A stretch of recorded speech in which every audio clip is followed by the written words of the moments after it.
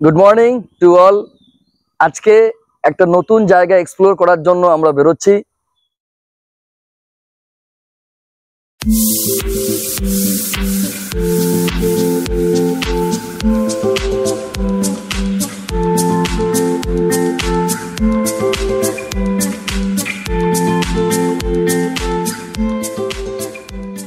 যেমনটা বলেছিলাম, একটি নতুন জায়গা আজকে এক্সপ্লোর করতে যাচ্ছি, একটা নতুন জায়গা তোমাদের সাথে শেয়ার করতে যাচ্ছি। সেই জায়গায় চলে এসেছি। দেখতে পাচ্ছ বিভূতিভূষণ বন্দ্যোপাধ্যায়ের যে জন্মভিটে, বিভূতিভূষণ বন্দ্যোপাধ্যায় যে জায়গায় থাকতেন সেই জায়গায় কিন্তু চলে এসেছি। এবার ধীরে ধীরে তোমরা দেখতে পাচ্ছ এটা ওনার বাড়ির যে মেন গেট, রাস্তা, সেই রাস্তা দিয়ে আমি ঢুকছি। চারিপাশে অনেক গাছপালা দেখতে পাচ্ছ। আমি চারিপাশ দিয়ে একবার ঘুরিয়ে দেখানোর চেষ্টা করছি। আশেপাশের যেই এলাকাগুলো একবার দেখানোর চেষ্টা করছি। দূরে যেটা দেখা যাচ্ছে ওনার বাড়ি দেখা যাচ্ছে, সেই বাড়ির দিকেই আমি ধীরে ধীরে ধীরে ধীরে এগিয়ে যাচ্ছি। এখানে গাছগুলো দেখতে পাচ্ছ, যে গাছগুলো আছে,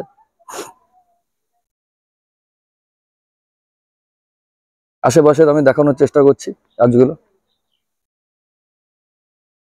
আমরা বাড়ির দিকে ধীরে ধীরে যাচ্ছি। এই মুহূর্তে ঠিক ওনার বাড়ির সামনে দাঁড়িয়ে আছি। দেখতে পাচ্ছ একটা বিশেষ ধরনের একটা গাছ এখানে দেখা যাচ্ছে। একদম প্রথমে একদম ওনার বাড়ির একদম সামনে আমি যাচ্ছি। ভিতরে একটু দেখানোর চেষ্টা করব। এখানে ওনার একটা মূর্তি আছে, দেখতে পাচ্ছ তোমরা।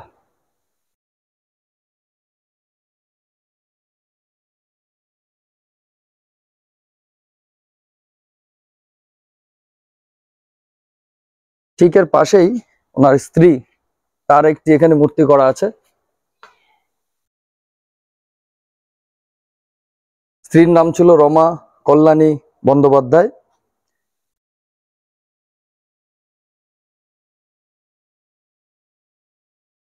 এই মুহূর্তে আমি দাঁড়িয়ে আছি বিখ্যাত কথা সাহিত্যিক শ্রী বিভূতিভূষণ বন্দ্যোপাধ্যায়ের বাড়ির সামনে।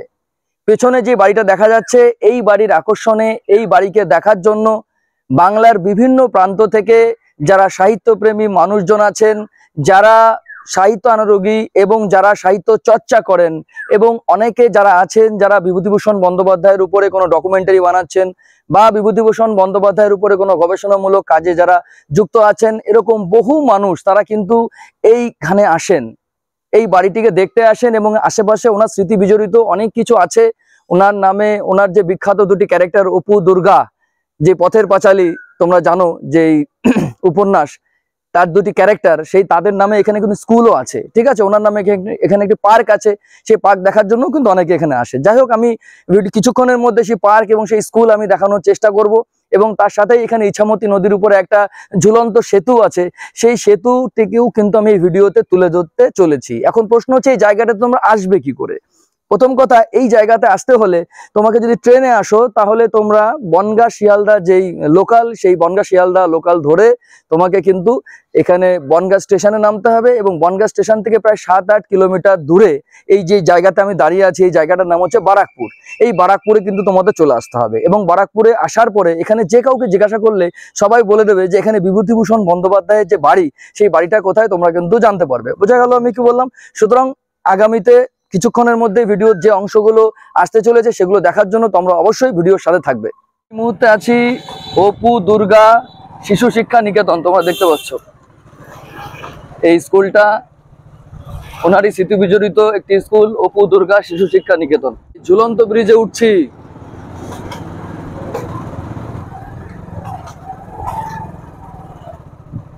এই সেই ব্রিজের উপরে চলে এসেছি। ঠিক আছে, ব্রিজের উপরে আস্তে আস্তে উঠছি ব্রিজটাকে ভালো করে দেখানোর জন্য। ব্রিজের একদম নিচে দিয়ে ইছামতি বয়ে গেছে, ওটা দেখাচ্ছি। আপাতত ব্রিজে সামনের দিকে যাচ্ছি। ব্রিজের উপরে দেখতে পাচ্ছ ব্রিজটা কেমন, দেখাই ভালো করে। ঝুলন্ত ব্রিজ চলছে দেখা। প্রচুর হাওয়া হচ্ছে এখানে। ব্রিজের তলা দিয়ে বইছে ইছামতি নদী। যদিও ইছামতি নদীর যতটা তার খাত, পুরো খাত জুড়ে বইছে না। বর্ষাকাল আসলে হয়তো আরো একটু বড় খাত নিয়ে প্রবাহিত হবে ইছামতি নদীটি। আশা করছি আমি ইছামতি নদীটিকে দেখাতে পারছি। এদিকে আরো একটু ভিউ আছে, অনেক ইউটিউবার এখানে আসে, দেখতে পাচ্ছ ছবি টবি তুলছে সবাই। এই পাশ দিয়ে নদীটাকে সম্পূর্ণ দেখা যাচ্ছে, টোটালটাই নদী খাত দেখতে পাচ্ছ। এখান দিয়ে সবচেয়ে ভালো ভিউ দেখা যাবে, একদম ব্রিজের মাঝ বরাবর চলে এসেছি।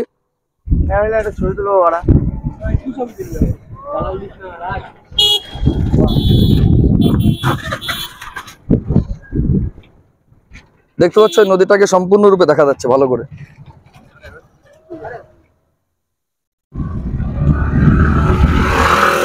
যে পার্কের কথা বলছিলাম সেই পার্কটা হচ্ছে নদীর পাশেই, ওই যে সামনে দেখা যাচ্ছে, এটা বিভূতিভূষণের নামাঙ্কিত পার্ক। যে সাদা বিল্ডিংটা তোমরা দেখতে পাচ্ছ, সেই সাদা বিল্ডিংটাই কিন্তু পার্ক একটা।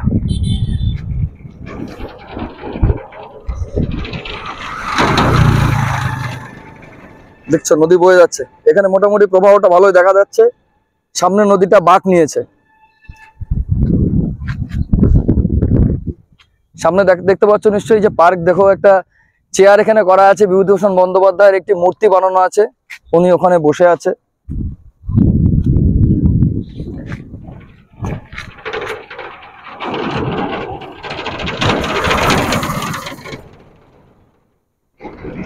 একটু দেখাই এই পাশটা, পাশ দিয়ে প্রচুর পিকনিক স্পট আছে শুনেছি। এই বাঁশবাগান গুলো আছে, এর পাশ দিয়ে বেশ কিছু পিকনিক স্পট আছে, এবং নদী পার্শ্ববর্তী এলাকাতেও অনেক জায়গায় পিকনিক করা হয়।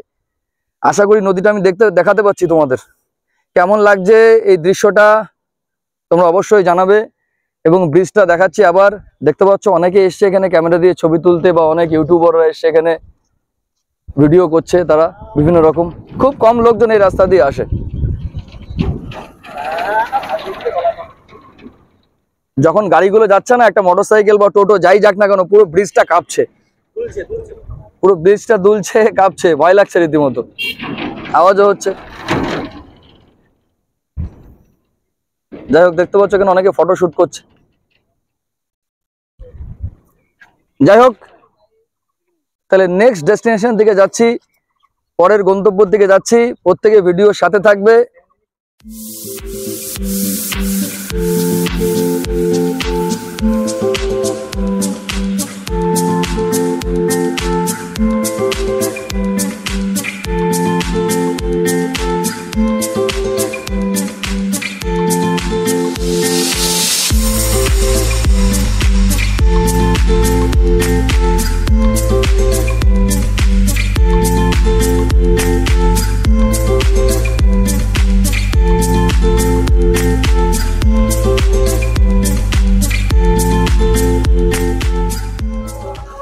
একদম পার্কের সামনে চলে এসেছি, আর কয়েক মুহূর্ত পরে পার্কে ঢুকছি।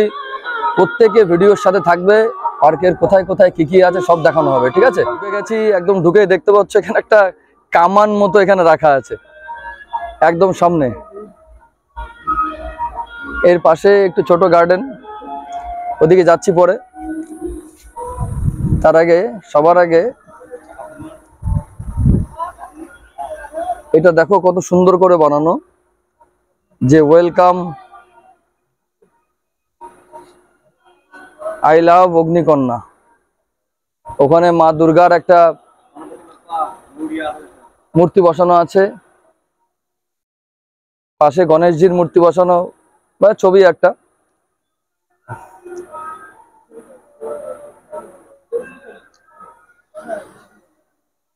ধীরে ধীরে ধীরে ধীরে এবার এগোচ্ছি, তোমরা প্রত্যেকে ভিডিওর সাথে থাকো। এদিকে বাথরুম, টয়লেটের ব্যবস্থা।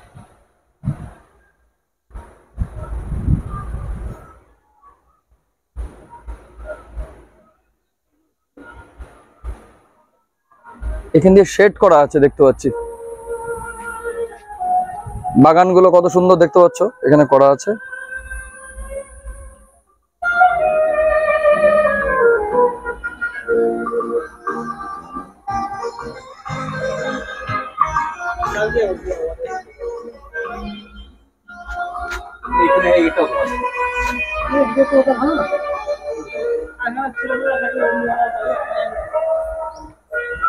এটাকে একটু ঘুরিয়ে দেখিয়ে দিই।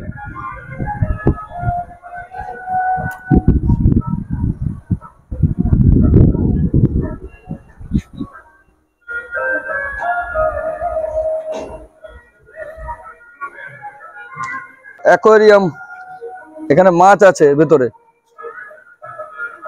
অ্যাকোয়ারিয়াম করা আছে তলায়।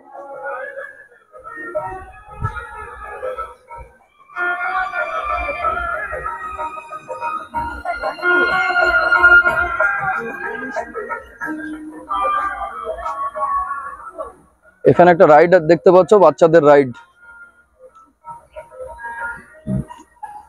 অনেক ফুল গাছ।